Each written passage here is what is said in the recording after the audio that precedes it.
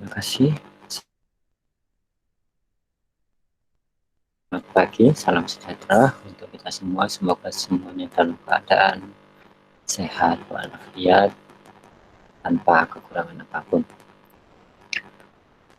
Sebelumnya saya meminta untuk perkuliahan yang harusnya hari Kamis, saya pindah ke hari ini, hari Rabu, dan juga kebetulan hari ini saya bisa mengisi di Google Meet karena sebelumnya saya masih ada kegiatan latsar di kampus, jadi tidak bisa mengisi secara langsung.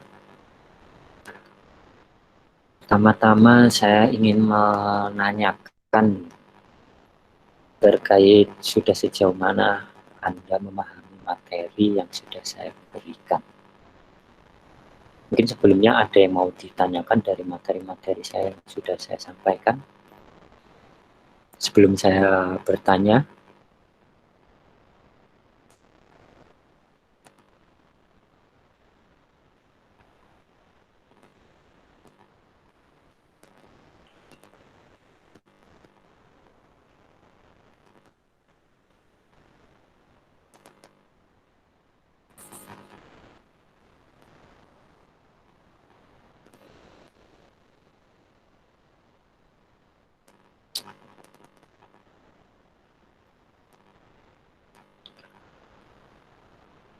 oke, ada yang mau bertanya?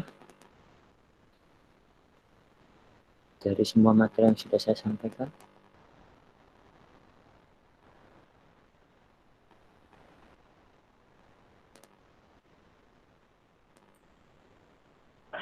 Saya Pak mau bertanya. Ya, oke, silakan. Sebelumnya Assalamualaikum warahmatullahi wabarakatuh. Saya Viola Giadwantari NIM 42. Mohon maaf nih Pak. Saya mau bertanya lebih jauh. Itu kan di materi Bapak ada tentang mineral. Terus kalau di pantai itu pasir dari pasir pantai itu apa? Mineral itu apa berpengaruh pada pasir pantai, Pak? Kalau berpengaruh, jika mineral tersebut terlalu tinggi, apakah penyebabnya dan apa dampaknya dari pantai? Sudah itu, Pak. Oke, terima kasih. Ya, jadi seperti yang saya sampaikan di materi sebelumnya terkait mineral, batuan, dan sedimen ya. Nah, yang perlu dipahami di sini adalah kita harus bisa membedakan mana itu mineral, mana itu sedimen, kemudian dan itu batuan. Jadi kalau mineral sendiri, mudahnya gini, mineral itu sebagai contoh yang paling mudah adalah garam. Nah, ketika garam ini menyusun bentuk yang sangat padat dari berbagai material, baik itu pasir, maka dia bisa menjadi batuan. Nah, sedimen, kalau sedimen itu terdiri dari contoh misalnya dari pasir, kemudian lanau atau kalau mudahnya itu lempung, kemudian ada kerikil. Nah, itu yang memang dari sedimen. Nah, kalau mineral ini yang di pantai, biasanya mineral-mineral yang ada memang kita harus tahu dulu. Kita harus melakukan kajian dulu mineral apa yang terkandung. Memang sebagian besar mineral di laut ini adalah NaCl atau garam. Nah, jika pasir-pasir atau mineral ini tidak ada di laut, ya bisa jadi akan berdampak terhadap contoh suburan perairan jika itu dibutuhkan oleh biota ataupun ekosistem yang ada. Jadi memang kita harus di geologi sendiri, kita harus memahami dulu mana yang masuk mineral, mana yang masuk sedimen, dan mana yang masuk batuan.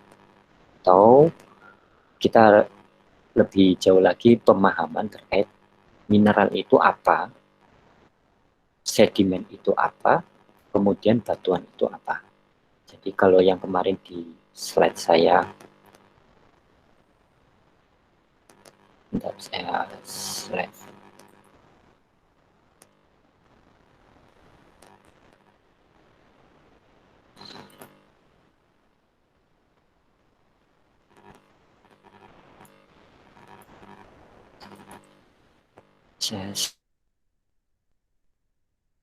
Di sedimen ya, jadi sedimen bahan utama,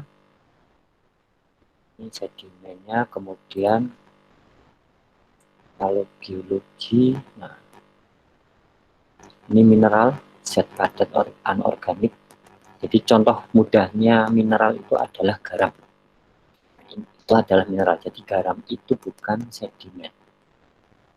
Garam adalah salah satu mineral. Nah, nanti mineral-mineral ini akan membentuk batuan ketika terjadi proses pemanasan, kemudian pressure yang tinggi akan menjadi batuan-batuan seperti contoh ini. Ini adalah salah satu batuan yang tersusun atas mineral-mineral yang banyak. Nah, kalau misalnya di pantai sendiri, mineral yang ada adalah salah satunya yaitu garam. Jadi kurang lebihnya mungkin seperti itu, Mbak Viola tadi ya. Baik, Pak. Terima kasih. Ada yang lainnya? Atau Mbak Viola mau menambahkan lagi, silakan. Sebenarnya saya ingin pertemuan ini ingin menekankan pada sudah sejauh mana mahasiswa memahami materi yang saya berikan. Silakan yang lainnya. Atau Mbak Viola lagi. Pak, saya ingin bertanya. Ya. Ini Pak, kan ada beberapa pasir di pantai itu kan warnanya beda-beda. Nah, itu apa yang menyebabkan pasir itu warnanya beda, Pak? Oke. Terima kasih. Jadi kenapa pasir itu berbeda? Ada yang putih, ada yang coklat, ada yang, atau kalau lebih jauh lagi karakteristik pantainya ada yang berlumpur, ada yang berpasir. Jadi memang kita lihat bahwa saya seleksi lagi.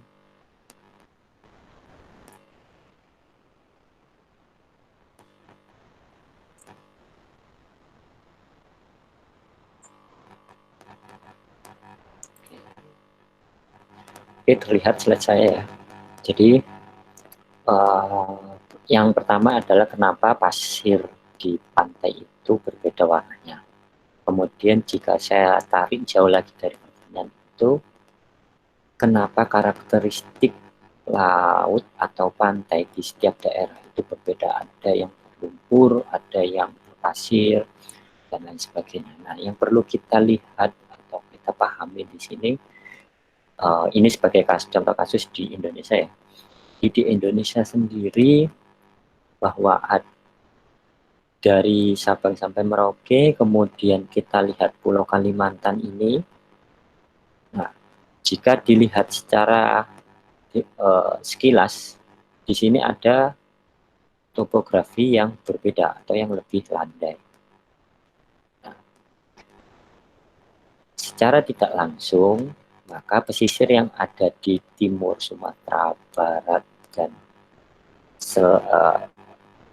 selatan Kalimantan, kemudian utara Jawa, ini lebih didominasi oleh yang berlumpur, sehingga pasirnya itu menjadi atau terlihat coklat ya. Kalau sedimennya itu kita berbicara bahasa geologinya adalah sedimennya berwarna coklat. Nah, dibanding daerah yang langsung berhadapan dengan samudra.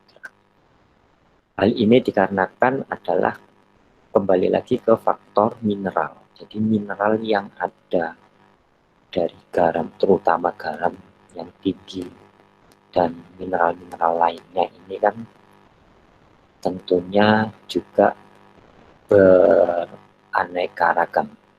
Jadi kalau dari sini itu misalnya di timur Sumatera dan perairan Laut Jawa ya, contohnya perairan Laut Jawa, itu mineralnya didominasi dari daerah daratan, di mana ini adalah membawa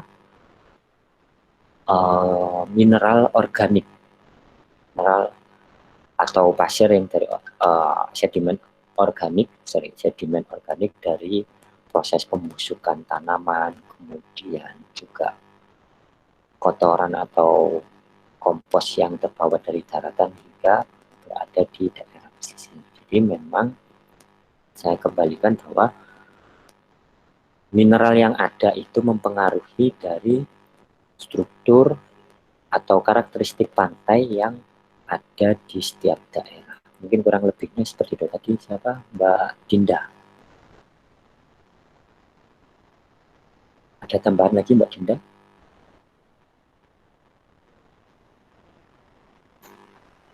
Berarti kan saya pernah ngelihat Pak, yang di Lombok itu kan ada yang warnanya pink pasirnya, sama ada yang warnanya hitam. Lah itu juga itu ada pengaruhnya dari mineral-mineralnya itu, atau emang dari terumbu karangnya atau gimana?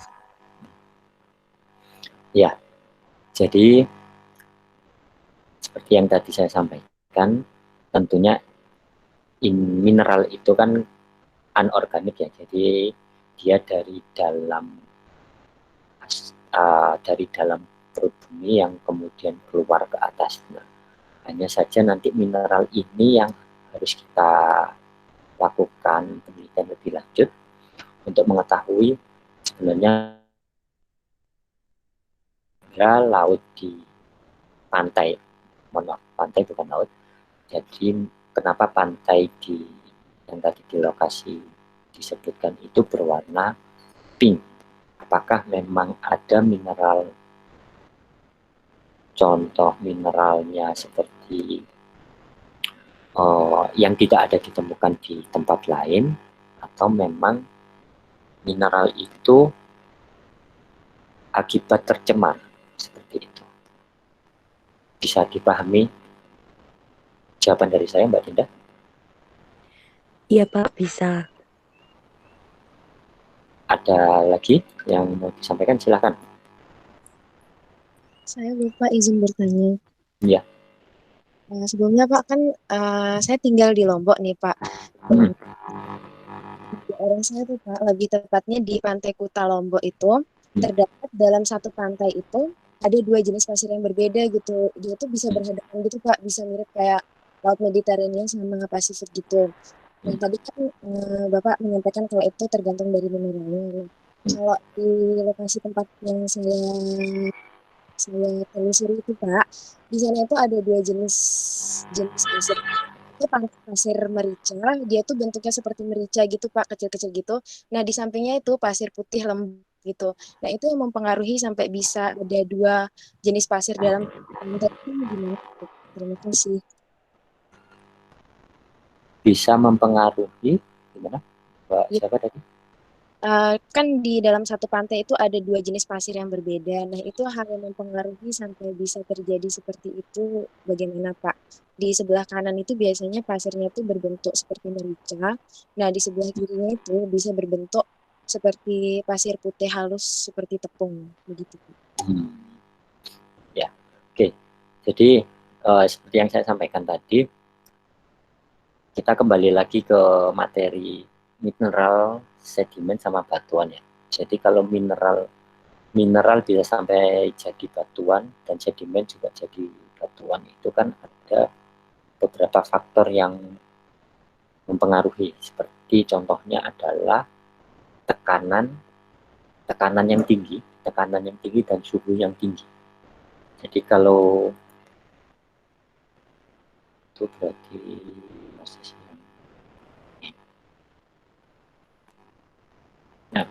ada di siklus batuan. Jadi nanti kenapa di pantai itu terdapat dua pasir, atau ya gampang mudahnya kan pasirnya berbeda, satunya kasar, satunya halus. Kita lihat di sini bahwa dari siklus batuan ini itu terjadi di dalam perut bumi ini adanya pemanasan dengan suhu yang tinggi.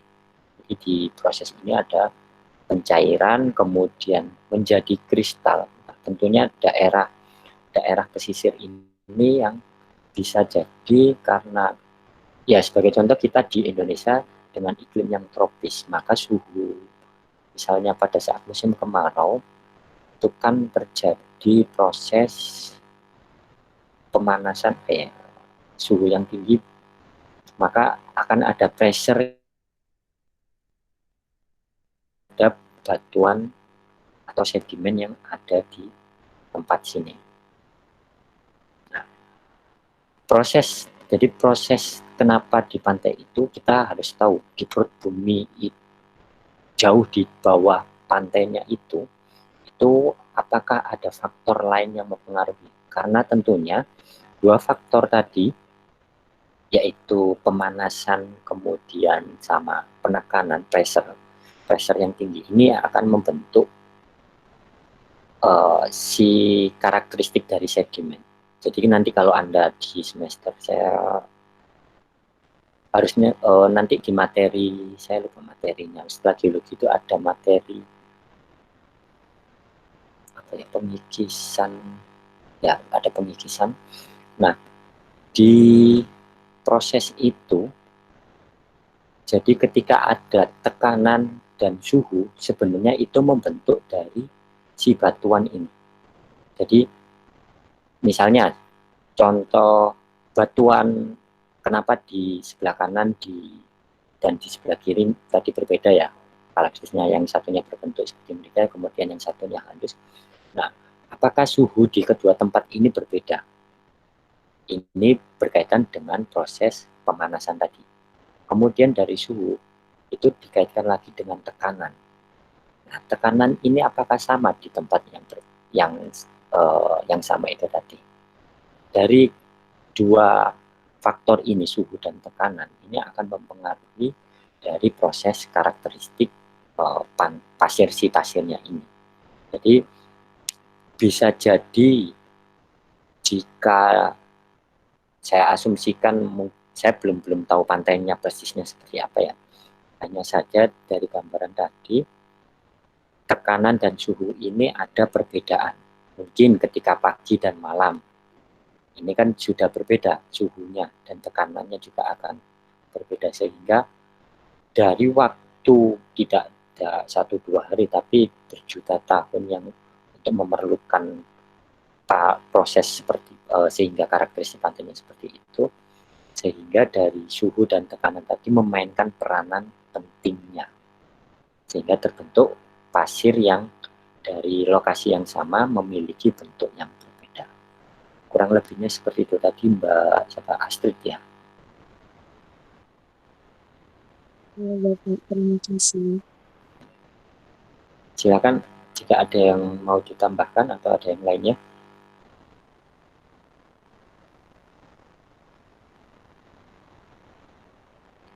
Saya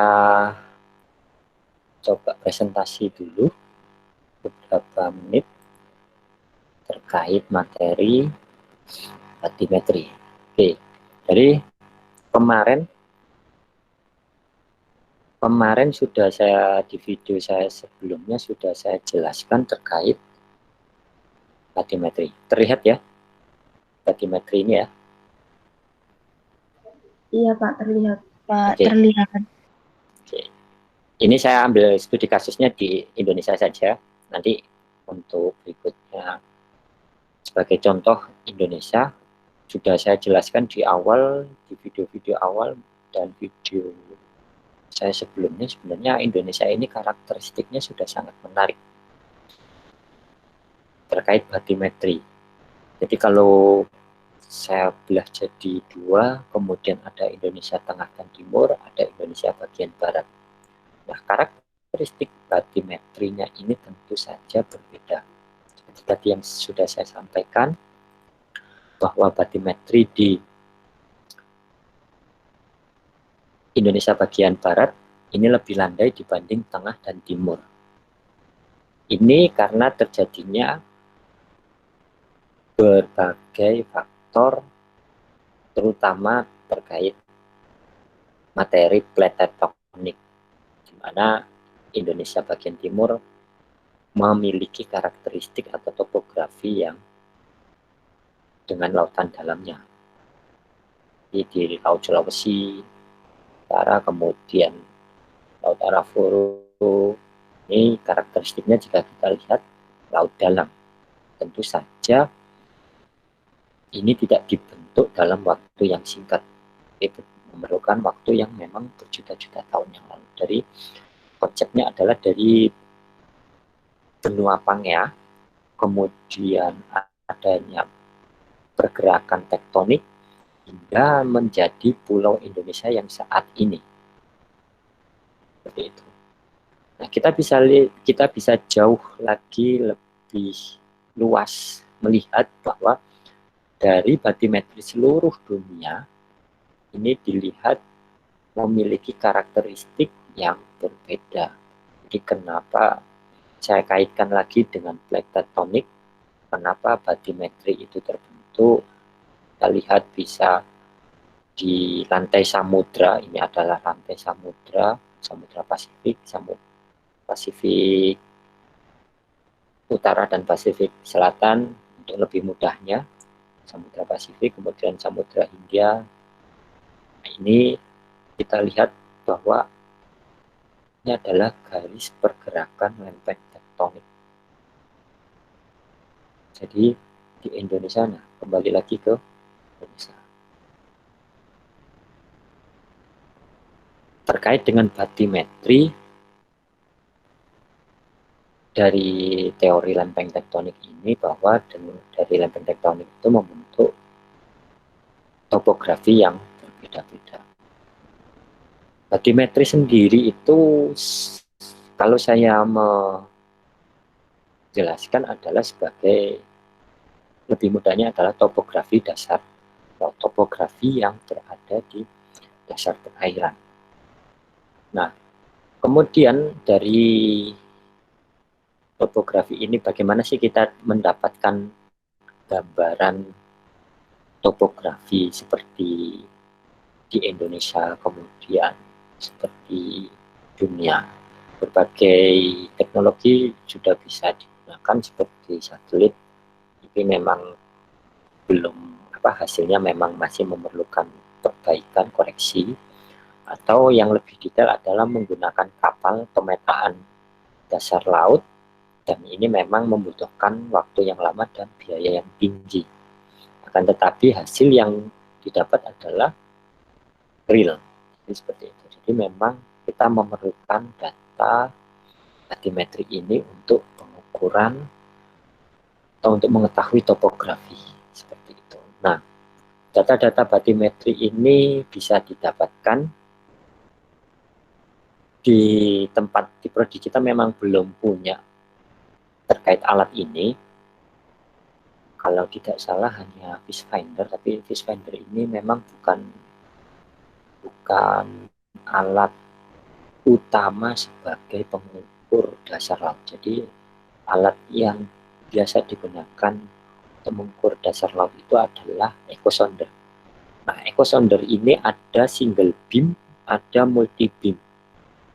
Jadi kurang lebih penjelasan echosonder itu dipasang di bawah kapal, kemudian ada antena di atasnya, kemudian ketika kapal ini bergerak, maka dia akan menyapu daratan. Single beam ini bekerja seperti menembakkan pulsa atau sinyal ke dasar laut, kemudian dipantul dari dasar laut ini dipantulkan dan ditangkap oleh transducernya ini. Kemudian nanti di komputer akan memberikan gambaran terkait dasar laut yang disurvei. Nah, kenapa menggunakan GPS? Karena ini untuk menentukan posisi dari si gambaran hasil pemetaan dasar laut. Jadi biar tidak tidak memiliki koordinat. Jadi nanti kalau ada orang yang menggunakan ini daerah mana, jadi ketika digambarkan di atas peta, maka dari koordinat inilah digambarkan lokasinya. Nah, perbedaannya single beam dan multi beam itu bisa dilihat dari gambar ini. Nah, kalau viewfinder itu kurang lebih seperti ini gambarnya. Titik. Nah, jika single beam itu SWOT-nya atau sapuannya ini tidak begitu luas. Jadi hanya terbatas daerah sapuan. Ini saya sebutnya daerah sapuan. Tidak begitu luas. Single beam ini biasanya sapuannya hanya ke depan. Jadi dia menyapunya ke depan. Tapi kalau di multi beam ini kita lihat dia ke depan, ke kanan, ke kiri, dan ke belakang lagi. Jadi sapuannya juga akan lebih luas. Ini adalah saya untuk tambahan terkait materi batimetri. Jadi kita perlu tahu bahwa dalam pemetaan batimetri ini ada berbagai cara. Memang yang lebih baik adalah menggunakan multi beam. Jadi memang multi beam ini kita belum di prodi kita belum ada alatnya.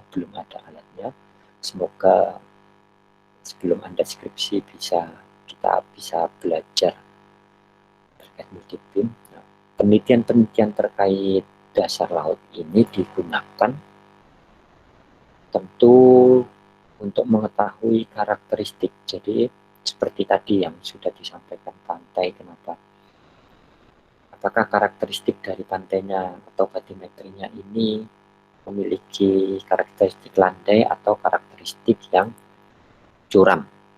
Kemudian juga berkaitan dengan suhu.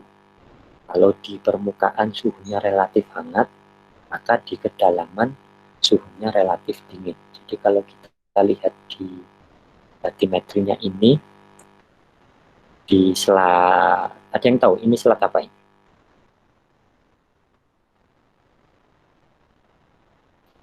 Ada yang tahu di kursor ini selat apa?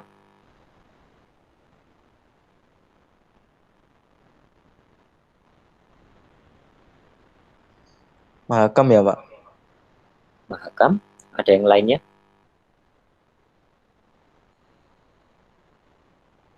Ada yang lain? Kursor ini menunjukkan daerah laut, selat, samudra.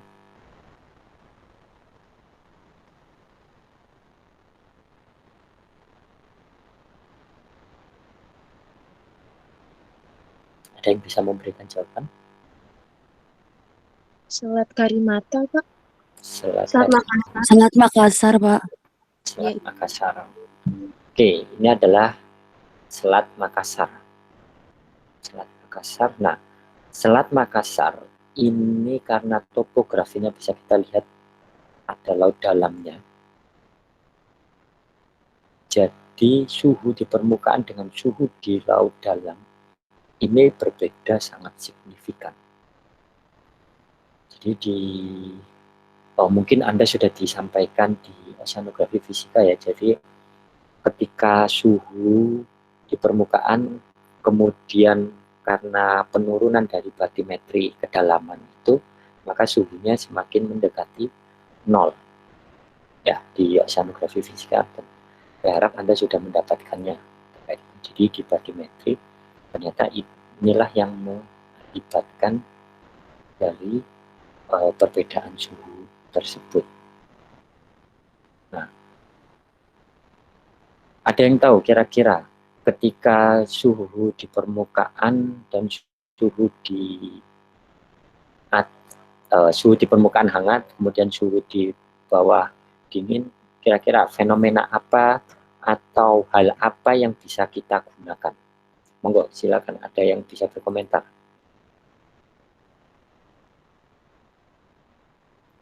Terjadi upwelling, Pak. Terjadi upwelling. Oke, selain upwelling ada yang lainnya? Mungkin ada yang bisa Kalau upwelling berarti itu seperti apa?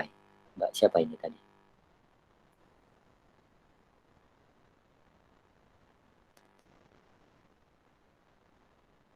Kalau upwelling tadi itu prosesnya seperti apa? Arus dingin dari laut dalam itu bergerak ke atas menggantikan air laut hangat di permukaan, Pak. Jadi terjadi perputaran. Perputaran, terjadi perputaran ya? Ya, Perputaran atau pertukaran? pertukaran, Pak. Ya, hati-hati. Jadi upwelling itu adalah prosesnya pertukaran massa air. Ingat ya, kuncinya adalah pertukaran massa air. Jadi pertukaran massa air hangat dengan dingin yang di atas dan yang di bawah. Oke, selain upwelling, apakah bisa digunakan untuk kemaslahatan orang banyak dengan adanya perbedaan suhu dan permukaan tadi dari bathymetri itu?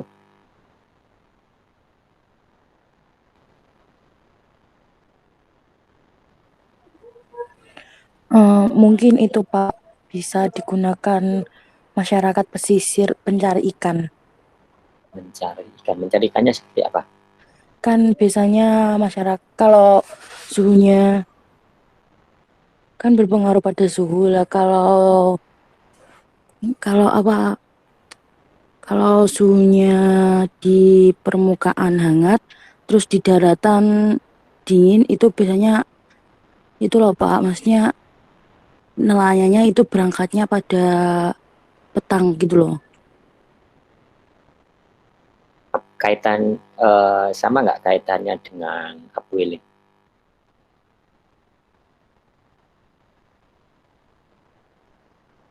Berarti si nelayan ini akan menangkap ikan ketika terjadi proses atau fenomena upwelling.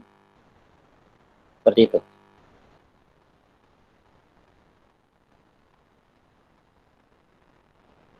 Bagaimana Mbak Dida?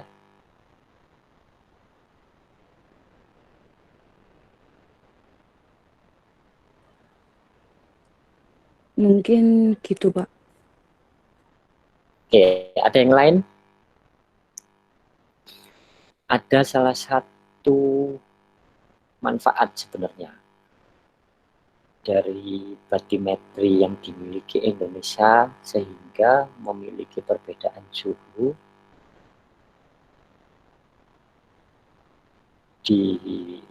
terhadap perbedaan suhu itu jadi bisa dimanfaatkan. Ada yang tahu?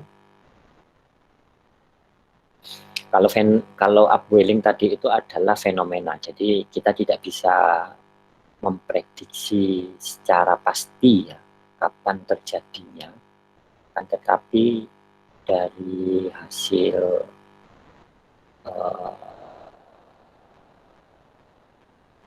pengolahan data suhu permukaan laut itu nanti bisa diketahui ya, daerah di mana lokasi terjadinya proses fenomena upwelling. Tapi ada satu lagi yang menarik sebenarnya, kenapa perbedaan bathymetri itu sebenarnya bermanfaat dan saya rasa belum di Indonesia ini belum banyak dikembangkan. Ada yang tahu?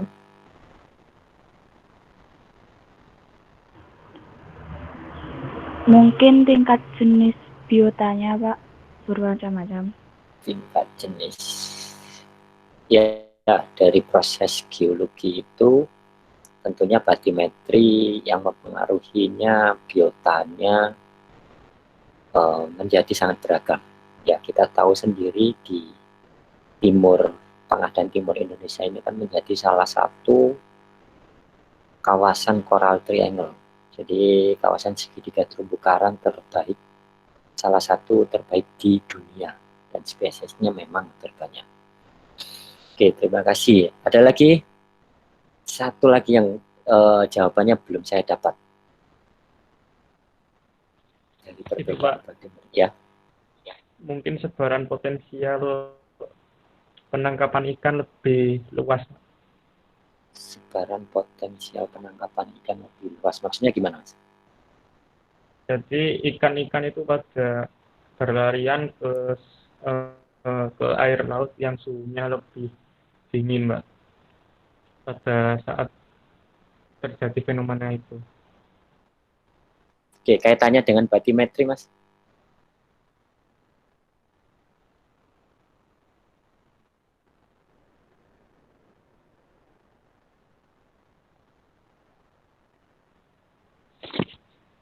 Benar, Pak. Oke, sambil menunggu ada yang mau menambahkan lagi?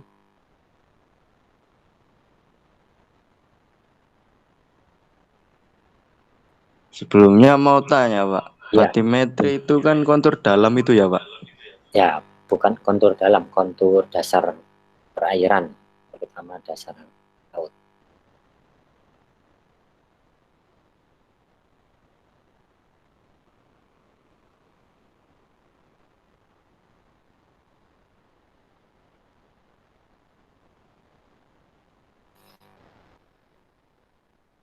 Gimana?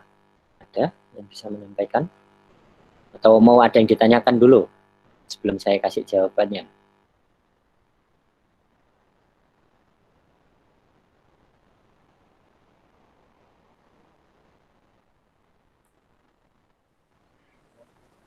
Pak, permisi. Ya. Ini yang Bapak tanyakan itu manfaat dari batimetri sendiri atau gimana? Ya, hubungannya batimetri dengan perbedaan suhu yang terjadi di lautan itu salah satu manfaatnya apa? Tadi ada yang sudah menyampaikan fenomena upwelling. Jadi upwelling itu bukan proses ya. Kalau proses itu kan terjadinya terus menerus. Tapi kalau fenomena itu kita hanya bisa mengetahuinya, tapi belum bisa memprediksi di mana dan kapan terjadi.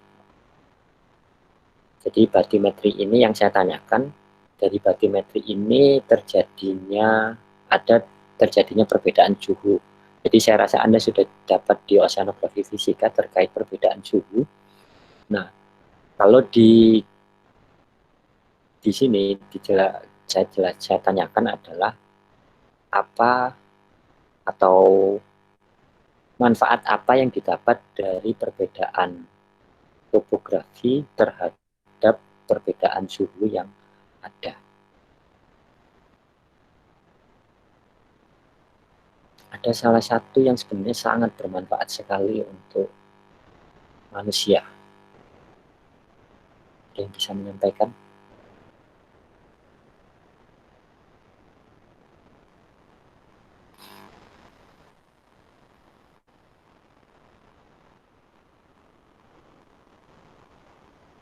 Oke, kalau masih malu-malu silakan di chat kalau mau kasih jawabannya.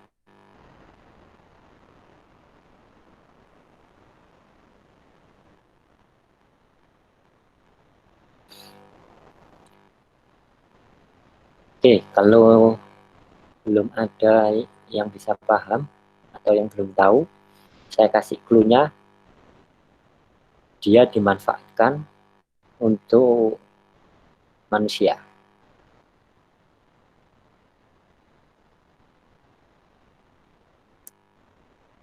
Jadi kalau ini dimanfaatkan berarti dia merupakan apa? Sumber daya potensial.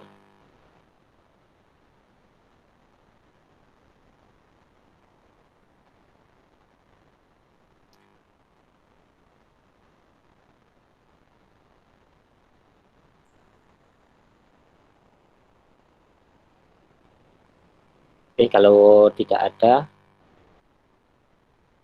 sebenarnya dari batimetri yang ada di Indonesia dengan kontur laut dalamnya, kemudian dan sejauh minyak bumi, masih belum. Jadi ada salah satu sumber daya yang sangat potensial terkait pengaruh batimetri di laut dalam sehingga menghasilkan perbedaan suhu yang berbeda antara di permukaan dan di dalam, yaitu adalah ocean thermal energy. Jadi pemanfaatan energi dari perbedaan suhu yang ada di permukaan maupun di dalam akan dapat dimanfaatkan sebagai energi listrik atau sumber daya alam yang terbarukan. Jadi itu merupakan salah satu potensi dari batimetri, dari anugerah batimetri yang berbeda seperti itu. Namanya adalah Ocean Thermal Energy Conversion, atau disingkat OTEC. Jadi Anda jangan sampai ini OTEC ini, ODEC ini sebenarnya sudah sangat lama dibahas. Ya saja memang di Indonesia sendiri belum begitu maksimal dalam pemanfaatan. Oke, itu kurang lebihnya dari saya. Kita sekarang lebih banyak berdiskusi, silakan. Ada yang mau ditanyakan lagi?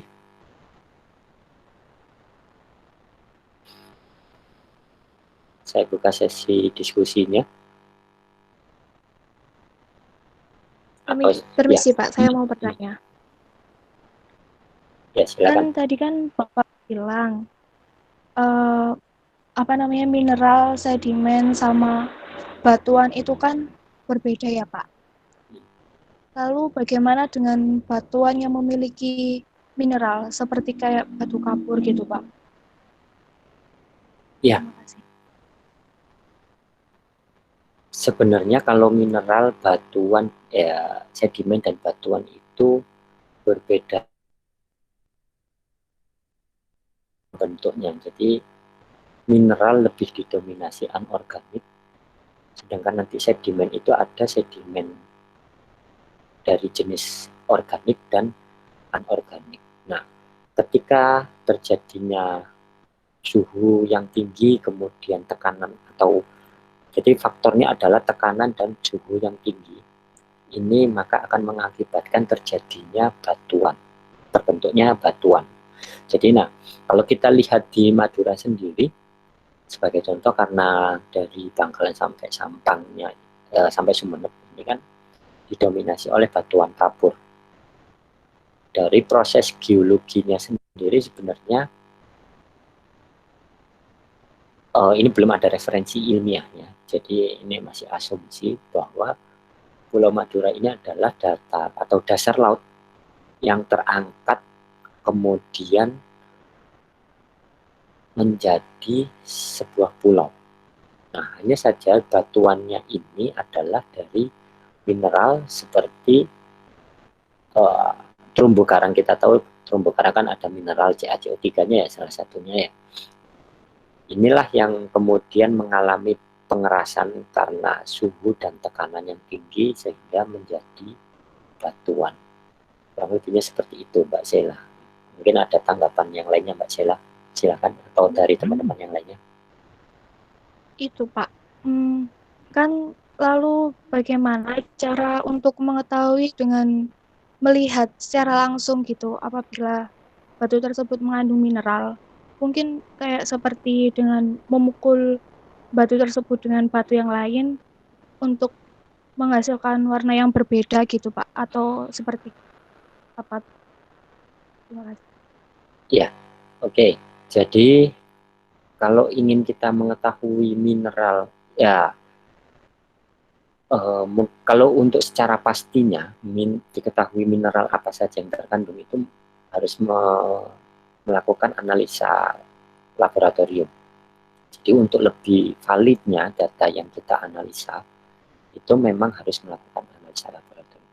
Kalau memang secara kasat mata mungkin batuan kapur bisa kita lihat, tapi kalau mineral, ini mineralnya dari CaCO3 atau garam penyusunnya, itu bisa kita lihat. Akan tetapi bisa jadi dari satu batuan itu mengandung mineral lainnya yang tidak bisa dilihat oleh kasat mata ataupun menggunakan indera perasa atau peraba kita.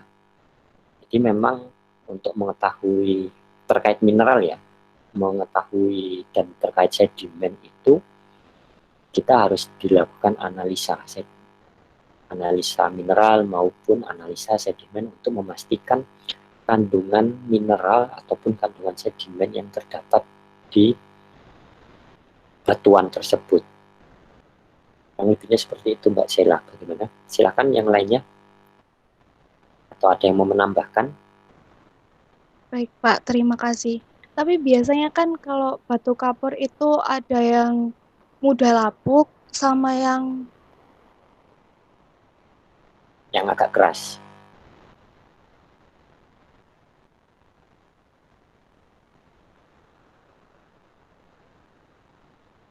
Dulu, Mbak Sheila. Ya, sepertinya ada gangguan sinyal. Jadi mungkin tadi Mbak Sheila masih ada di room. Ya, mungkin tadi yang dimaksud batuan kapur ada yang keras, ada yang bukan padat. Mungkin ketika dipukul menjadi mudah hancur. Nah, di sini sebenarnya ini adalah pengaruh dari sedimen penyusunnya tadi. Jadi ingat bahwa batuan itu tersusun atas mineral dan sedimen. Jadi karena adanya tekanan, kemudian adanya suhu yang tinggi, ataupun faktor lainnya, tapi utamanya adalah tekanan dan suhu, maka batuan ini akan menjadi keras. Nah, dari situ bisa jadi sedimen penyusunnya, kalau saya asumsikan kandungan mineral yang tinggi, ini maka sedimensi batuan ini akan menjadi tidak sekeras batuan yang tersusun atas sedimen dan mineral. Seperti itu. Mudah-mudahan tadi Mbak Sheila nggak keluar room, jadi kurang lebih penjelasan saya seperti itu. Ada yang lain yang mau didiskusikan, silakan. Baik Pak, terima kasih. Ya. Yang lainnya? Kak, mau nanya lagi. Ya. Kan Oke. pasir di setiap pantai itu berbeda-beda bentuknya maupun warnanya kan ya Pak ya. Apa? Jadi kan pasir di pantai itu berbeda-beda bentuk dan warnanya. Sebenarnya saya baca itu kan pantai di lokasi saya itu berbentuk merica, dan sampai sekarang saya belum menemukannya kenapa bisa sampai berbentuk bulat seperti merica itu karena minum jurnal dan sebagainya. Nah, apa benar Pak kalau pasir pantai putih itu dari kotoran ikan yang memakan karang? Ya. Sebelumnya Mbak Astrid ini domisilinya di mana? Sekarang tinggalnya di mana? Di Lombok Pak, Lombok Tengah. Lombok Tengah. Nah, atau gini Mbak Astrid, kalau nanti saya malah tertarik. Jadi gini, bisa nggak Mbak Astrid waktu nanti ketika kita sudah pandemi sudah berlalu dan kuliah sudah bisa bertatap muka, Mbak Astrid bawa sampelnya. Nanti kita analisa sama-sama sebenarnya apa sih mineral yang ada di dalamnya. Jadi ini nanti harapan saya ketika Anda membawa sampel yang unik seperti itu bukan hanya sebagai bahan penelitian kita saja, tapi nanti untuk pembelajaran adik-adik tingkat Anda yang di bawah-bawah tingkatan Anda itu nanti mengetahui ternyata ada sedimen yang seperti ini. Mungkin harapan saya seperti itu Mbak Astrid, bisa dibawakan sampel sedimennya. Ya nggak usah terlalu banyak-banyak, tapi memang contoh sampel sedimen yang memungkinkan bisa dibawa ke kampus. Nanti kita bisa analisa, saya akan lakukan analisa nanti sebenarnya apa yang ada di kandungan mineral seperti itu. Bagaimana Mbak Astrid?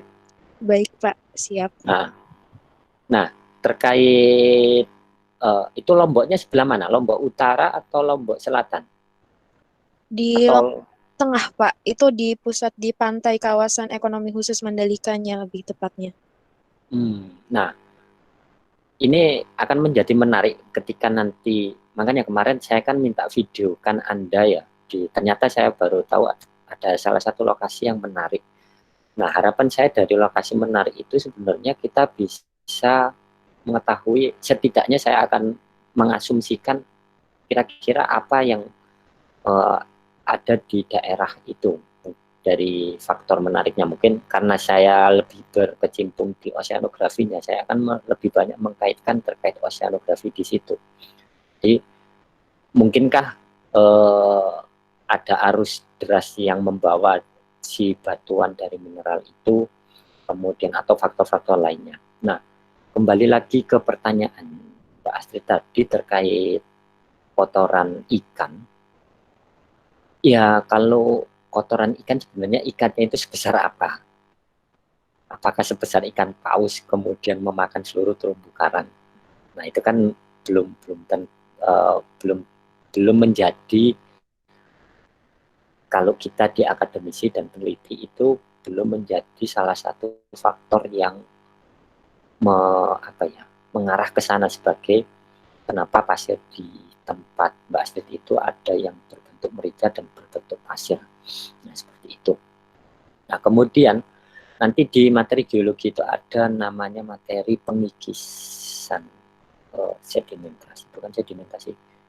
Ada faktor saya lupa. Erosi, dan erosi itu nanti kan ada faktor biologi, kimia, dan fisika. Nah, sebenarnya kalau ditarik lagi ke atas terkait mineral, sedimen, dan batuan, itu nanti sebenarnya bisa kita ketahui, kalau tadi mineral saya sampaikan adalah sebagai anorganiknya, kemudian sedimen adalah organik. Nah, batuan ini adalah kombinasi dari mineral dan sedimen. Sehingga saya rasa kalau dari kotoran ikan ini sehingga mengakibatkan pasir putih, atau sebagian di pantai itu dengan pasir putih, ini kurang begitu masuk ya, penjelasannya kurang begitu logis. Jadi kalau menurut saya bisa jadi tingginya mineral. Nah, mineral ini yang kita harus tahu apakah mineral garam contohnya atau mineral lainnya yang memang tinggi. Kurang lebih seperti itu, Mbak Astrid. Baik, Pak. Terima kasih. Ya, silakan kalau ada yang mau didiskusikan lagi. Saya lebih, karena kesempatan untuk bertemu ini kan kadang masih jarang. Oke, ada yang lain? Silakan.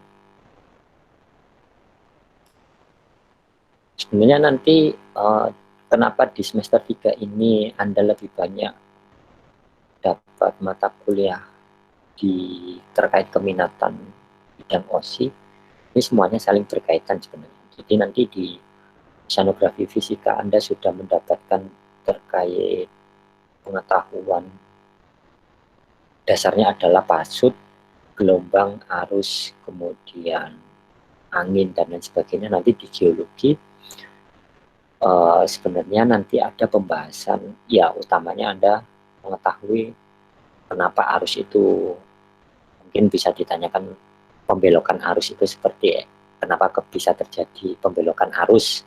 Ini kaitannya kalau di geologi kaitannya dengan batimetri. Oke, ini dari Mbak Dia Pitaloka, batuan beku berarti termasuk mineral. Seperti yang tadi saya sampaikan, jadi batuan ini bisa terdiri atas sedimen dan mineral, atau sedimen saja atau mineral saja. Mungkin lebih jelasnya di gambar.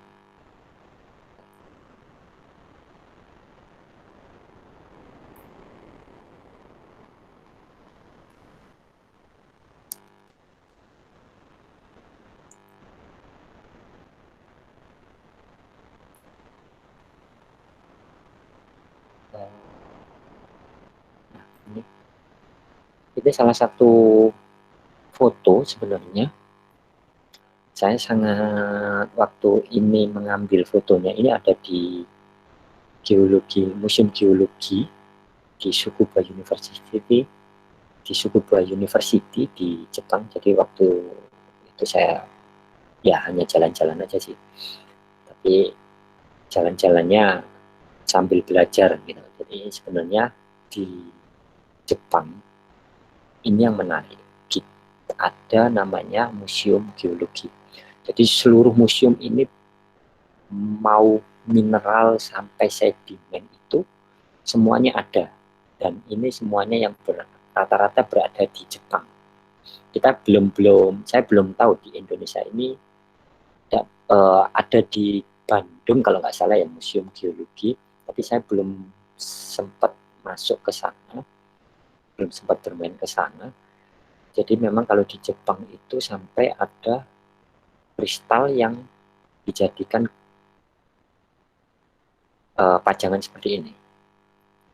Nah, terkait batuan beku, jadi kalau memang mineral seperti yang tadi saya sampaikan bahwa batuan itu harus kita analisa dulu sebenarnya mineralnya. Batuan beku kan karena terjadi tadi ya di proses siklus batuan. Jadi diingat siklus batuannya ini ketika mencair karena adanya magma, pemanasan suhu, berarti suhu yang berperan, kemudian terjadi kristalisasi oleh magma. Nah, kristalisasi inilah yang menjadi batuan keras, batuan beku ini. Nah, dari batuan beku ini maka bisa jadi 100%-nya adalah dari mineral atau hanya berdasarkan sedimen yang ada. Jadi memang kembali lagi batuan beku, oke kita katakan batuan beku, tapi kandungannya ini harus dianalisa. Saya tidak bisa menjelaskan, atau saya tidak berani, karena di setiap daerah itu mineralnya juga berbeda. Kurang lebihnya seperti itu tadi Mbak siapa? Diah Pitaloka. Jadi sekali lagi terkait batuan dan mineral ini lebih mudahnya adalah batuan itu gabungan antara mineral dan bisa jadi gabungan antara mineral dan sedimen, atau hanya mineral saja, atau hanya sedimen saja. Akan tetapi kalau mineral ini bukan sedimen dan juga bukan batuan. Kemudian kalau sedimen itu bisa berasal dari organik maupun anorganik. Nah, kalau organik misalnya dari batang pohon yang kemudian menjadi butiran-butiran halus, butiran-butiran kecil itu anorganik. Kemudian kalau organiknya, kalau tadi yang organiknya, kalau anorganiknya seperti pasir, kemudian lempung yang memang memiliki butir kekasaran sangat halus. Kemudian Mbak Viola, penyusun mineral dari pasir hitam. Nah, ini pasir hitam ini apa saja? Jadi kemudian apakah semakin tinggi suatu mineral tertentu dapat mempengaruhi tingkat warnanya?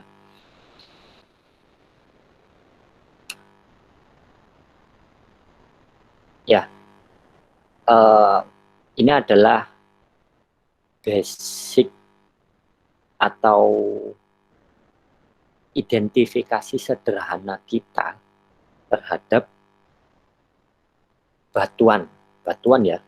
Jadi terhadap batuan untuk mengetahui mineral yang terkandung dan sedimen yang terkandung. Yang pertama adalah warna. Nah, warna hitam ini tadi saya contohkan dari pertanyaannya Mbak Viola ya. Jadi warna hitam ini sebenarnya dari apa? Apakah dari ya, kalau asumsi yang saya bangun, jadi bisa jadi mineral yang terpanaskan sangat panas, kemudian akhirnya ada tekanan yang tinggi menjadi padat, akhirnya warna hitam ini memiliki mineral yang berbeda. Hanya saja mineralnya ini yang perlu kita uji di analisa. Ini terkait warna. Kemudian terkait kekerasan. Kekerasan batuan tadi. Ya kalau kekerasan itu bukan, tapi seberapa keras batuan yang bisa kita hancurkan, ini adalah salah satu cara untuk mengidentifikasi mineral yang terdapat di dalamnya.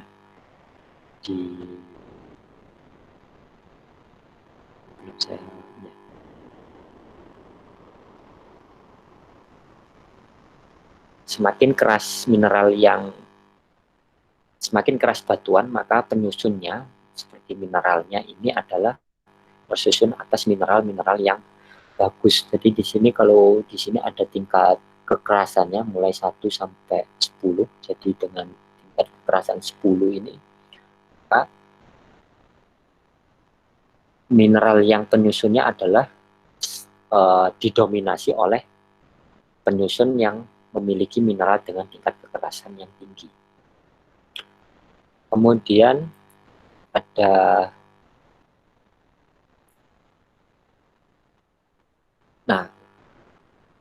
semakin berkilau, luster ini adalah tingkat kekilauan. Jadi kalau berkilau, mungkin kalau mineralnya belum, kalau hanya satu mineral, misalnya emas gitu ya, satu mineral berkilaunya, oh ya ini emas. Kemudian kalau seperti berlian, ya berkilaunya tidak begitu mengkilat, tapi ketika sudah diolah maka menjadi berkilau. Jadi kita harus tahu juga tingkat kekilauannya. Dilakukan dari pertanyaan tadi, yaitu terkait tinggi suatu mineral dapat tidak mempengaruhi warnanya.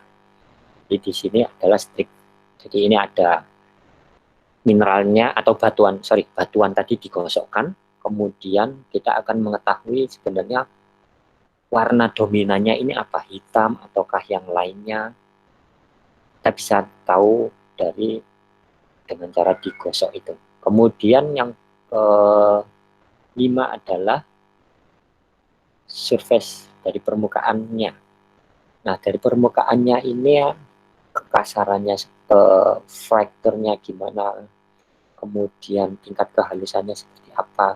Kalau batuan dengan mineral yang tinggi, ketika kita ambil dari alam, ini kan cenderung halus ya, dibanding dengan batuan yang didominasi oleh sedimen. Jadi kita lihat sebenarnya ini kan secara kasat mata, secara penglihatan saja ini kan didominasi oleh mineral tapi lebih halus seperti itu. Nah kemudian, ini yang terakhir adalah melakukan uji secara kimia. Jadi ujung-ujungnya adalah kita harus melakukan analisa lab untuk untuk memastikan kandungan sebenarnya dari kandungan yang dominan dari si batuan ini tadi. Kurang lebihnya itu Mbak Viola. Kemudian Vindi Dwi Murdianto, ini cowok apa cewek?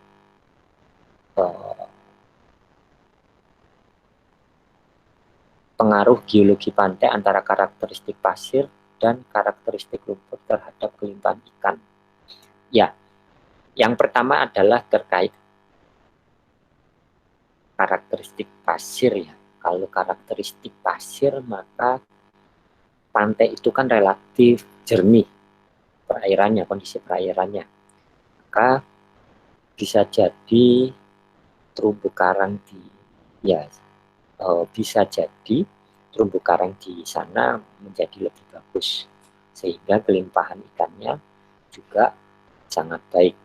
Nah kemudian kalau karakteristik lumpur, ini bisa juga kalau karakteristik lumpur seperti di pantai utara dan pantai utara Jawa ya, Ini kan lebih banyak didominasi lumpur. Kelimpahan ikannya juga bisa dikatakan tinggi, akan tetapi bisa jadi jenisnya. Jenis di antara kedua karakteristik ini akan berbeda. Nah, bagaimana jika kombinasi antara pasir dan lumpur? Kalau pasir dan lumpur, ini masih, kalau contohnya di mana ya? Ya di Pulau Madura itu saya belum, mungkin pasir itu gini. Jadi kalau karakteristik dua pasir dan lumpur, di bawahnya pasir, lapisan dasarnya pasir, tapi lapisan atasnya lumpur. Jadi kombinasi dua ini sebenarnya juga bagus selama ekosistem seperti mangrove, kemudian lamun, dan kemudian terumbu karangnya ini baik. Maka pelimpahan ikannya ini juga akan bagus. Kemudian ya kurang lebihnya ini, kurang lebihnya itu. Ini Mas atau Mbak ini Vindi Dwi Mudianto.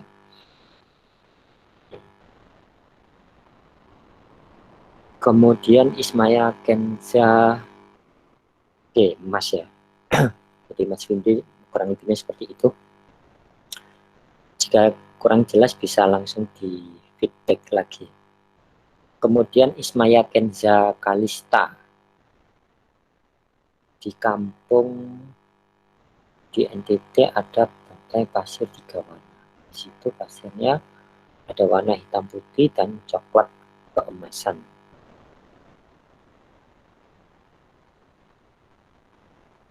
Ya, ini seperti tadi ya yang Mbak Astrid ini, apakah satu wilayah?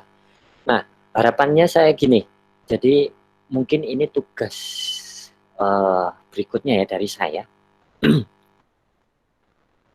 Nanti kalau Anda kembali lagi ke kampus, harapannya seperti yang memiliki sedimen atau dengan kondisi karakteristik pasir yang unik. Ya, karena unik ini kan karena saya lebih banyak di daerah barat dibanding belum sempat traveling ke daerah tengah dan timur. Harapan saya ketika memang ada kondisi seperti tadi Mbak Astrid, kemudian ini Mbak Kenza ini ya, ini Anda bisa membawakan saya sampelnya. Nanti kita analisa sama-sama untuk terkait pantai, terkait mineral ataupun sedimennya, apa saja yang menyusunnya. Jadi harapan saya ini menjadi salah satu masukan di prodi kita. Ternyata ada perkembangan terkait sedimen. Jadi saya tidak hanya mencontohkan sedimen di Madura, di Jawa. Oh, ternyata ada dari Indonesia Timur yang bisa dibawakan. Ternyata ini seperti ini. Kondisinya seperti itu. Jadi kalau pantai pasir 3 warna yang hitam, putih, dan coklat serta keemasan, iya, seperti yang saya sampaikan tadi, sebenarnya di Indonesia bagian tengah dan timur ini kan memiliki karakteristik yang berbeda dari kondisi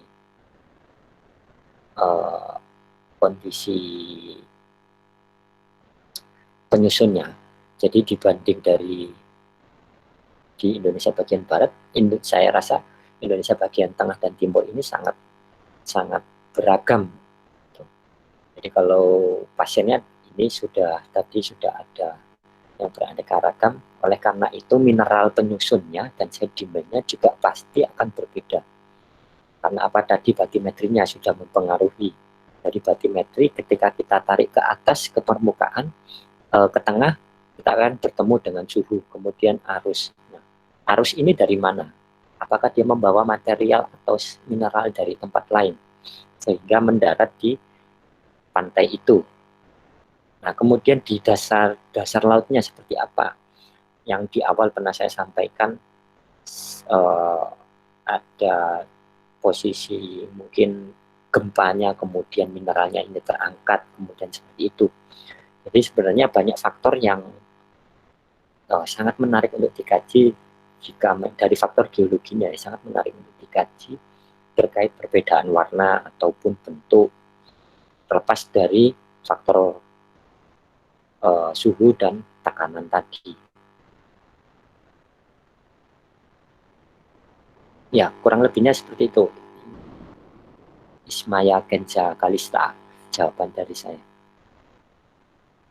Ya, nanti tolong dibawakan ya, seperti Mbak Astri tadi. Jadi harapannya pas kalau memang dari 3 lokasi pantai dengan memiliki karakteristik yang berbeda, ya ke depan mudah-mudahan Anda bisa, ketika nanti kita sudah bisa bertatap muka, sudah aman semuanya, Anda bisa harapan saya Anda bisa menjadi asisten untuk geologi laut, karena biar kita tidak membahas yang di Madura batuan. Nah, tapi kita bandingkan batuan yang di Madura dengan batuan yang di Indonesia Tengah ataupun Timur itu seperti apa mineralnya. Nah, ini akan menjadi pembelajaran yang menarik untuk adik-adik Anda di semester tahun ganjil berikutnya.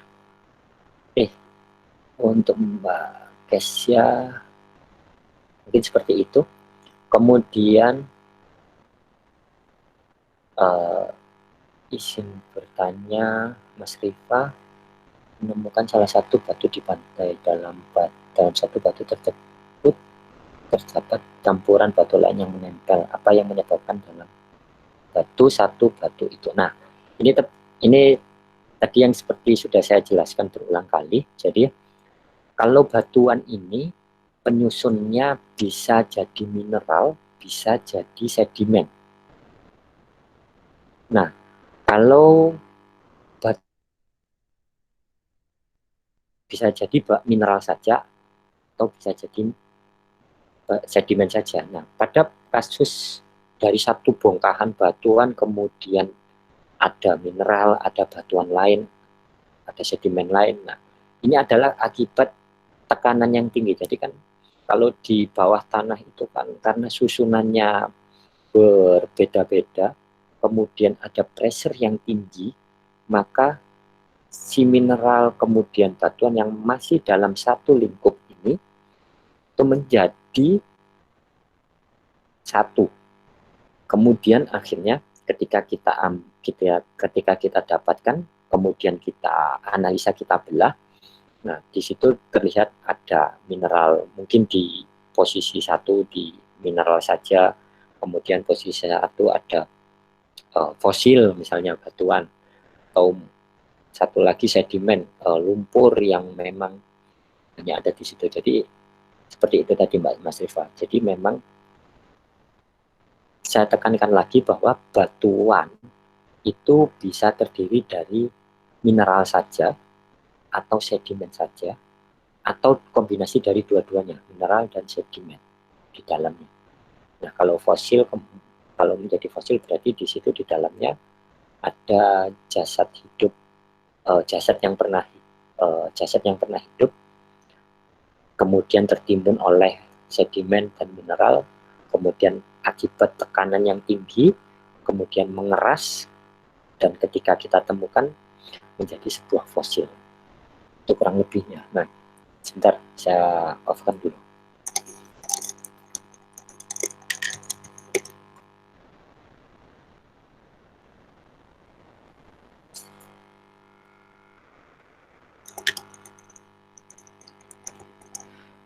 Kalau tadi ya Mbak Muslifa, sebentar sebelum ke pertanyaan berikutnya, saya di sini ada, jadi ini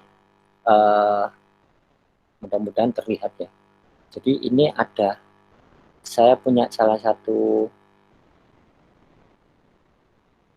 ini kalau di pantai itu namanya foraminifera.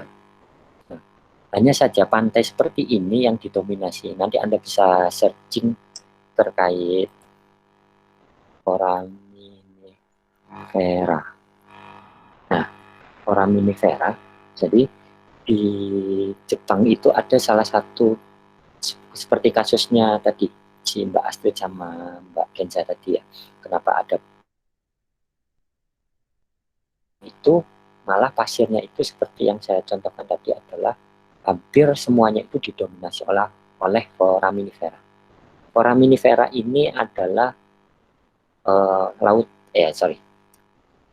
dia fosil dan adanya di dasar laut, kemudian akibat karena seperti gempa dan lain sebagainya dia terangkat, kemudian berada di menjadi pantai, dan di Jepang itu sudah menjadi cindramata seperti ini. Jadi ini adalah, kalau ini masuknya bukan ya untuk menganalisanya, tapi secara kasat mata ini adalah sedimen dari organik, dari cangkang. Nah, hanya saja kalau ketika nanti di breakdown lagi, diturunkan cangkangnya ini isinya apa, nah mineralnya apa, nah itu yang menjadi kita harus menganalisanya sebenarnya. Jadi sangat menarik sebenarnya kalau dari geologi sendiri, banyak yang bisa kita kaji. Dari pertanyaan seperti yang tadi, kenapa dalam satu area bisa memiliki perbedaan mineral ataupun warna yang sama, itu bisa sangat menjadi kajian yang menarik untuk kita di kampus. Atau nanti kalau memang tertarik Mbak Astrid dan Mbak Kenza, ya mudah-mudahan saya bisa bukan menawarkan, saya bisa menjadi pembimbingnya. Itu PK skripsi itu sangat menarik sebenarnya. Jadi kita tidak belajar di satu tempat tapi membandingkan di tempat lain, ternyata ada proses apa yang ada di tempat itu. Jadi kalau memang tertarik terkait belajar geologi, kita bisa belajar sama-sama lebih dalam lagi. Oke, saya lanjut. Kemudian Pasya Lailatus ada, apakah tanah itu juga termasuk sedimen? Nah, tanah ini sedimen. Jadi sedimen ini, kalau tanah ini kan ada yang di darat ya. Kalau sedimen akan lebih pengertiannya akan lebih mudah itu dipahami dia ada di perairan. Jadi tanah ini adalah masukan dari sedimen sebenarnya, sumber dari sedimen.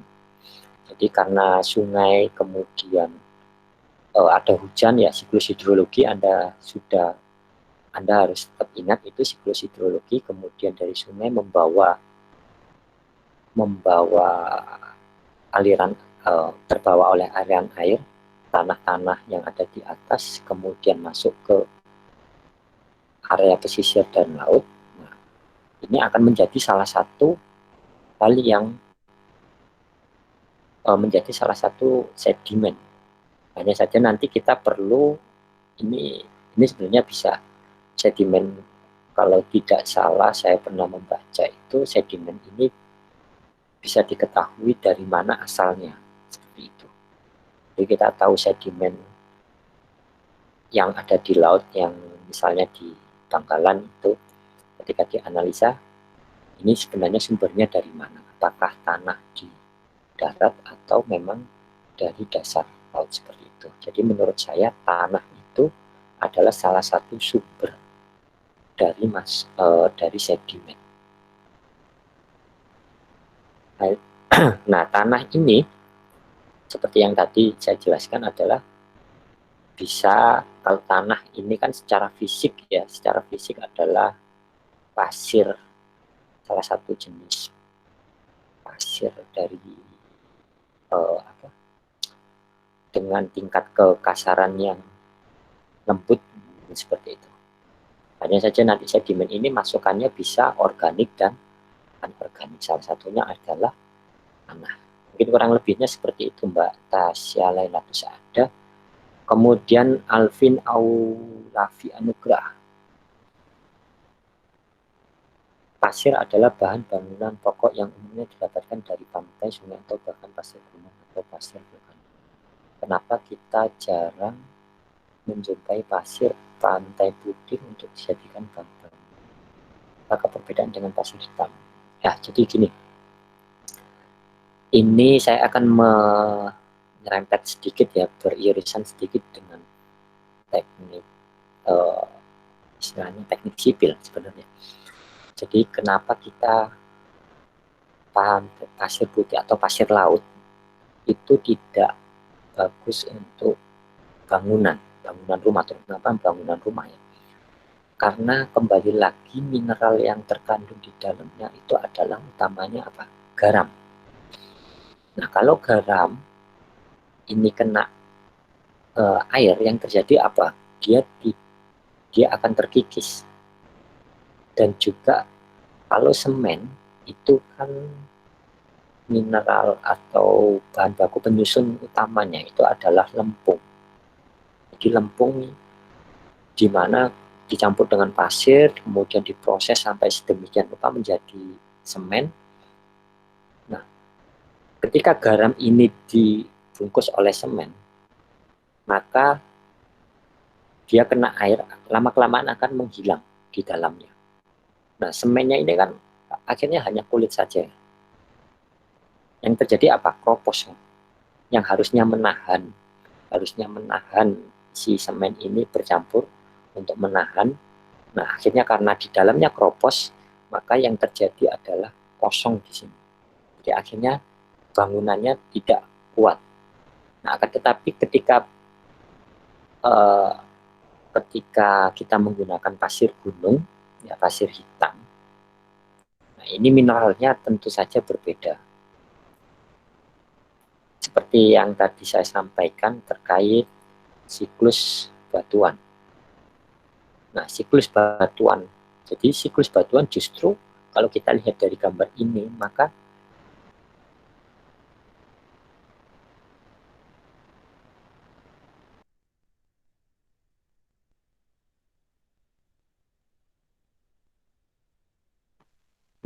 contoh mineral garam yang mungkin tidak menjadi hal utama, tapi mineral lainnya yang menjadi faktor utama, maka ketika terjadi kristalisasi, mineral-mineral terbaik, mineral-mineral yang baik itu menjadi batuan yang kuat. Jadi ketika karena dibangun menggunakan, jadi rumah ketika bangunan, mungkin Anda bisa membandingkan rumah yang dibangun dengan daerah pasir putih atau pasir dari laut dengan pasir yang hitam, itu akan lebih awet dengan pasir yang hitam karena tentu saja mineral penyusunnya ini. Jadi kalau di laut itu ada salah satu adalah mineral garamnya. Tentu ini tidak cocok dengan untuk melekatkan daya lekatnya itu kurang. Jadi seperti yang saya contohkan tadi. Mungkin seperti itu Mbak Alvin Olivi Anugrah kurang lebihnya. Ada yang lain? Ada yang mau disampaikan secara langsung? Silakan.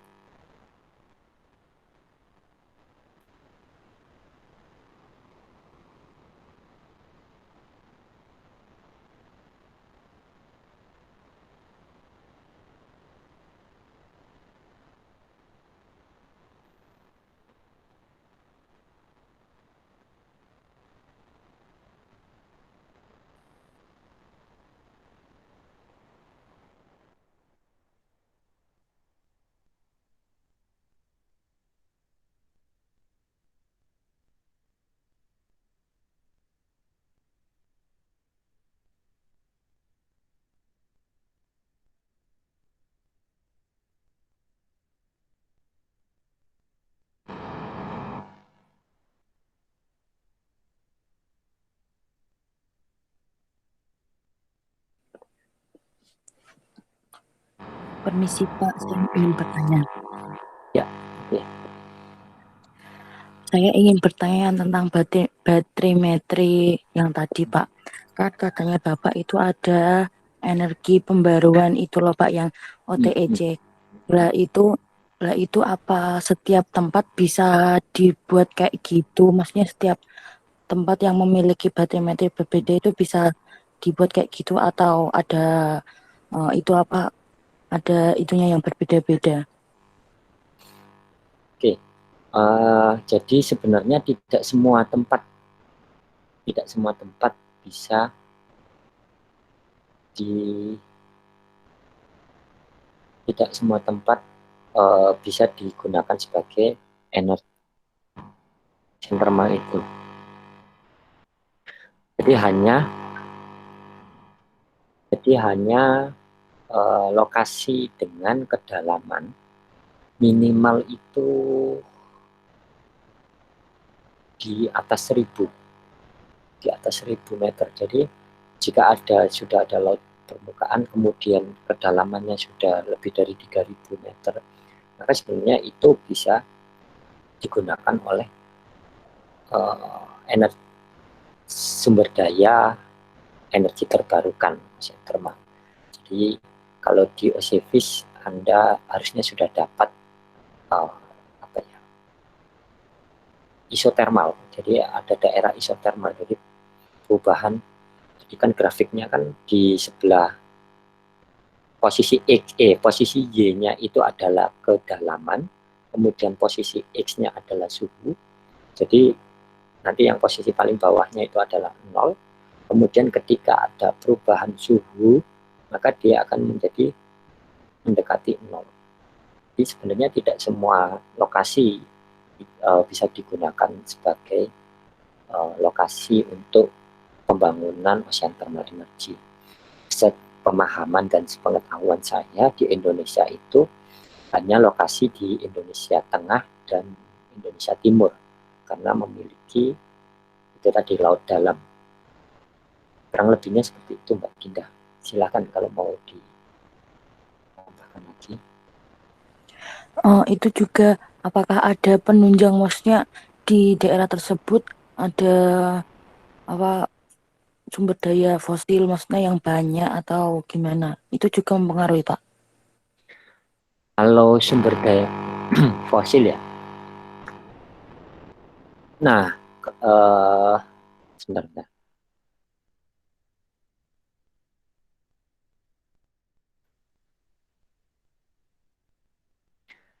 Kalau fosil itu kan memang kita memerlukan ini pemetaan dulu dasar laut seperti apa. Jadi kalau saya rasa belum tentu juga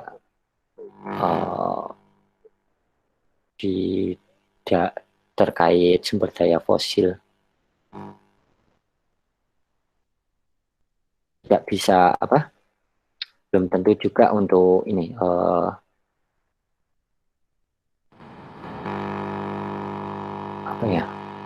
jadi kalau fosil ini kan memang kita harus memerlukan pemetaan. Misal contoh minyak bumi ya. Minyak bumi ini kan salah satu hasil dari fosil. Nah, hanya saja untuk mendapatkan minyak bumi ini kita harus melakukan pemetaan dulu, studi awal, kemudian studi dan lain sebagainya terkait ada tidaknya kandungan minyak bumi. Seperti itu. Jadi kalau saya rasa untuk melakukannya itu kita butuh waktu, tentunya butuh waktu seperti tadi mungkin menggunakan alat namanya sounder tadi itu untuk mengetahui, tapi memang biayanya sangat tinggi dan saya rasa belum banyak penelitian terkait kandungan fosil untuk mengetahui fosil di dasar laut seperti itu. Tapi kalau untuk mengetahui karakteristik kemudian kontur dari topografi di dasar laut itu memang sudah banyak. Apa jelas penjelasan dari saya Mbak Dinda? Iya Pak, jelas. Oke, ada yang lain?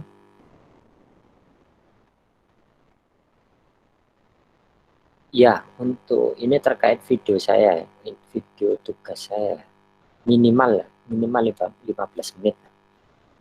Minimal 15 menit.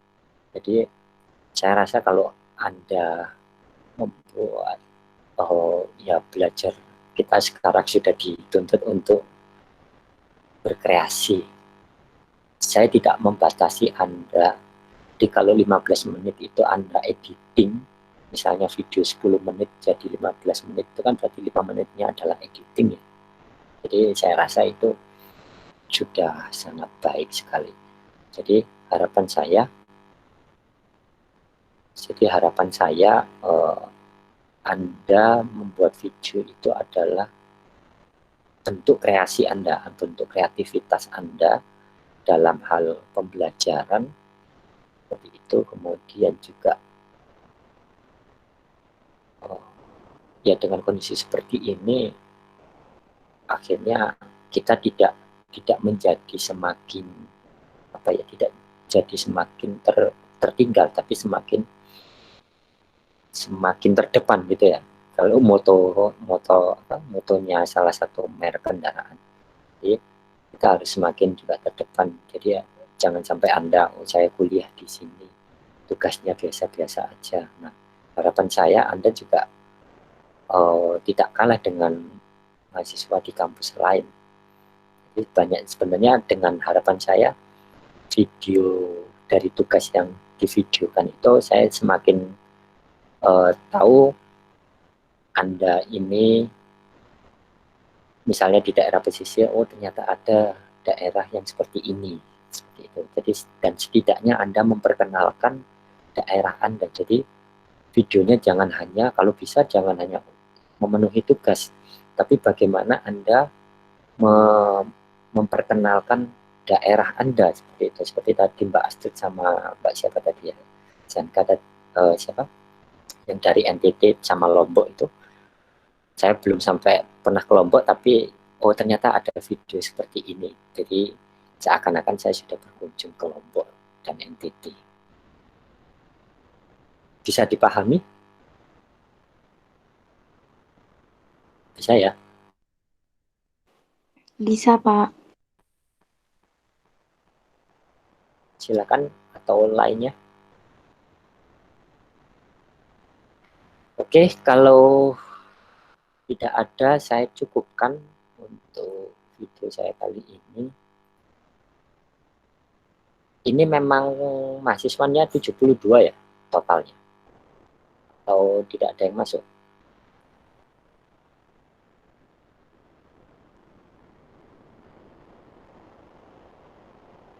Ada yang tidak bisa gabung juga, Pak, dari teman-teman yang lain. Oke, mungkin karena menggunakan ini bukan email student. Saya totalnya berapa? 100. Total mahasiswanya berapa? 150 ada?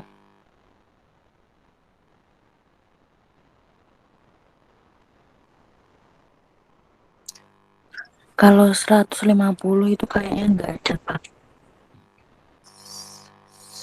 Ya 120, 3 bulan ya, 23 bulan. 100 ya. Oke, ya harapannya nanti kalau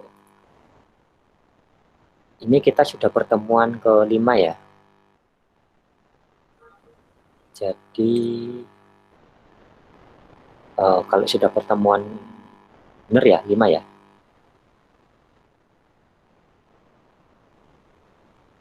Kalau sudah pertemuan ke-5 nanti berarti minggu depan sudah ganti ini, tim pengajarnya, dengan nanti bisa dihubungi untuk Bu Oni yang selanjutnya masuk terkait materi selanjutnya. Itu kurang lebihnya dari saya. Ya saya baru bisa nanti mungkin insya Allah untuk OSIFIS saya maksimalkan di Gmail, tapi nanti kalau memang tidak tidak cukup, akan saya kombinasikan seperti biasa video presentasi dari saya. Jadi mungkin nanti agar Anda tidak bosan dengan penyampaian dari saya, jadi nanti bisa video ataupun nanti melalui Gmeet seperti ini. Oke, pertanyaan terakhir ada? Saya buka sebelum saya tutup. Pak, ingin bertanya. Ya, oke. Untuk praktikum geola sendiri itu gimana Pak jadinya?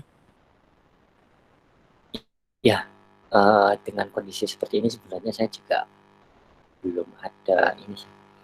Tapi karena geola itu sebenarnya harusnya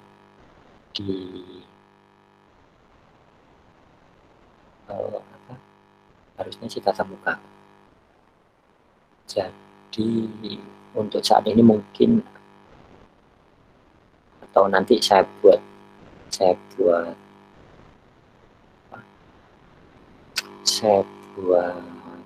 nanti saya lihat dulu aja dari video yang sudah Anda kirimkan apakah bisa jadi bahan praktikum. Jadi harapan saya nanti justru praktikum itu Anda sendiri nanti yang menjalankan, nanti prosedurnya seperti apa dari kita tim dosen seperti itu. Mungkin seperti itu Mbak Dinda.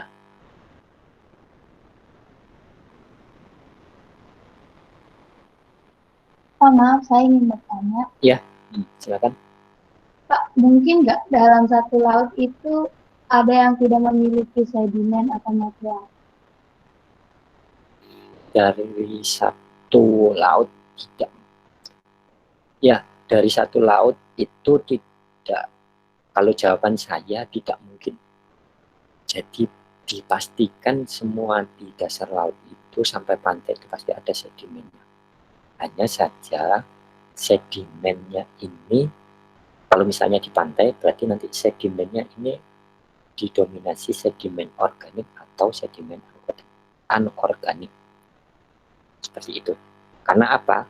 Karena kalau kita lihat dari peta batimetri tadi Indonesia ya, itu bahwa seluruh dasar samudra di dunia ini adalah berasal dari merupakan kulit luar bumi.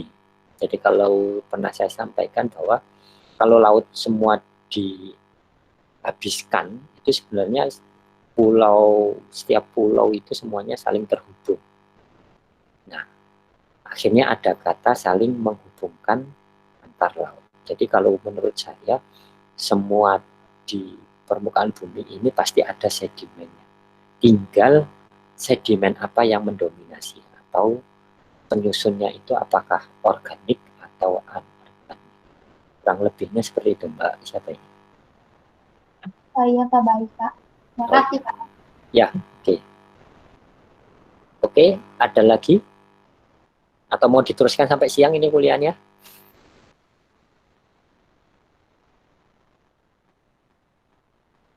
Kalau tidak ada lagi? Mbak Dinda? Enggak Pak, cukup. Oke, cukup. Oh, belum ngedit videonya. Oke, saya harap videonya bagus-bagus ya. Jadi yang belum saya sampaikan kemarin, Anda boleh berkreasi, terserah mau mengedit videonya seperti apa, yang penting dengan ketentuan-ketentuan yang sudah saya sampaikan, pesan yang Anda sampaikan itu juga tersampaikan. Jadi tugas yang saya sampaikan ada, pesan dalam video Anda itu juga tersampaikan. Oke, kurang lebihnya seperti itu. Saya cek tidak ada. Terima kasih atas kehadirannya dan untuk luang waktunya. Selamat berlibur. Semoga semuanya dalam kondisi sehat dan lindungan Tuhan Yang Maha Esa. Kurang lebihnya saya mohon maaf. Saya akhiri. Assalamualaikum warahmatullahi wabarakatuh dan selamat pagi. Waalaikumsalam warahmatullahi wabarakatuh. Waalaikumsalam warahmatullahi wabarakatuh. Terima kasih Pak. Waalaikumsalam warahmatullahi wabarakatuh.